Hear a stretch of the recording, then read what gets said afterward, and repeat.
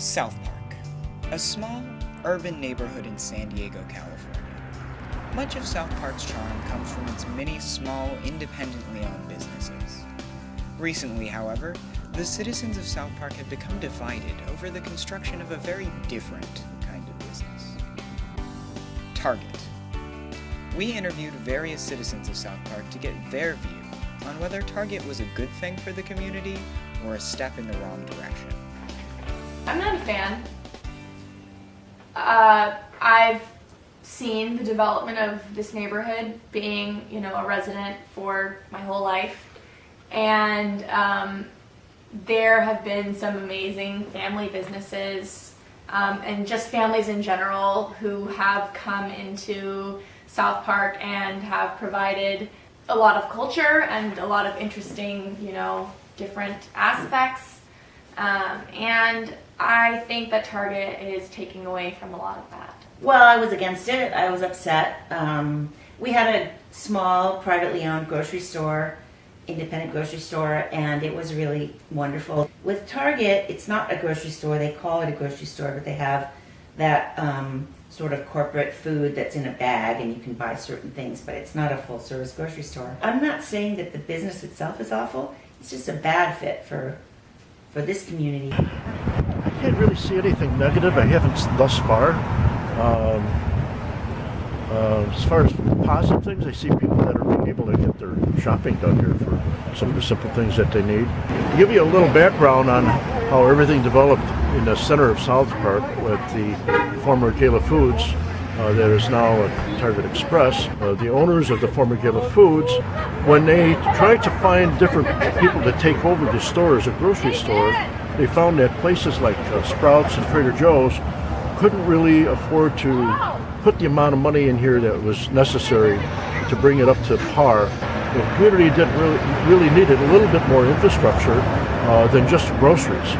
Another grocery store that would be put in place here probably wouldn't be just quite enough, because we don't have a pharmacy in South Park, and there's a few other things that we don't have that we could have. So Target ultimately came down after talking to them and negotiating with them over a period of time to not compete with the community with things that they already have on Fern Street, rather than that to provide infrastructure for the community that they don't have. How has it affected your life specifically? I'll be honest, it hasn't affected my life specifically to a great extent, but I would say that it affects my perception of the neighborhood, and it affects the perception of the neighborhood of other people around me when I bring them to South Park. It is affected in somewhat of a positive way. I'm not going to say hugely, but proportionately. We see our sales going up. We see an interaction going on between people in the store that shop there and come and shop here. It's unfortunate that it had to happen this way, but this is actually turning out really to be a nice thing for the community, because they're not really competing with these businesses as some of the businesses formerly thought.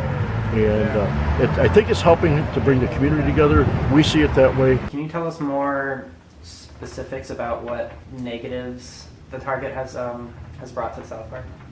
Yeah, there's a lot of things that people felt strongly about the Target. We actually had a protest in the neighborhood, which was quite large, and people really organized to try to get something else there, and there were other options. There was another independent grocery store that was interested.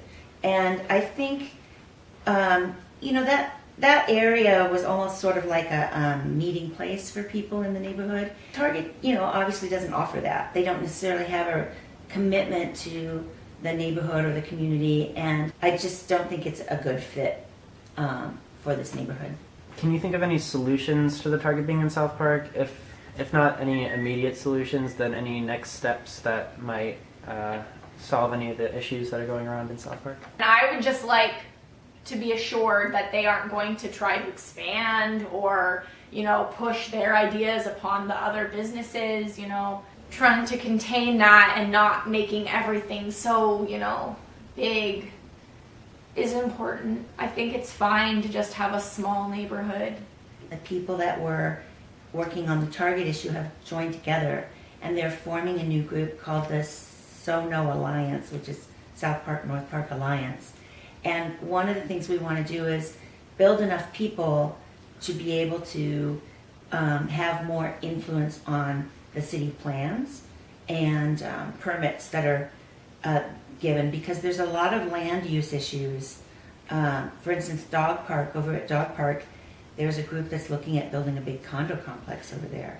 So, I mean, they could turn South Park into less of a neighborhood community and more of a business district. So, I think that there are solutions, and that if people come together, they can make a difference.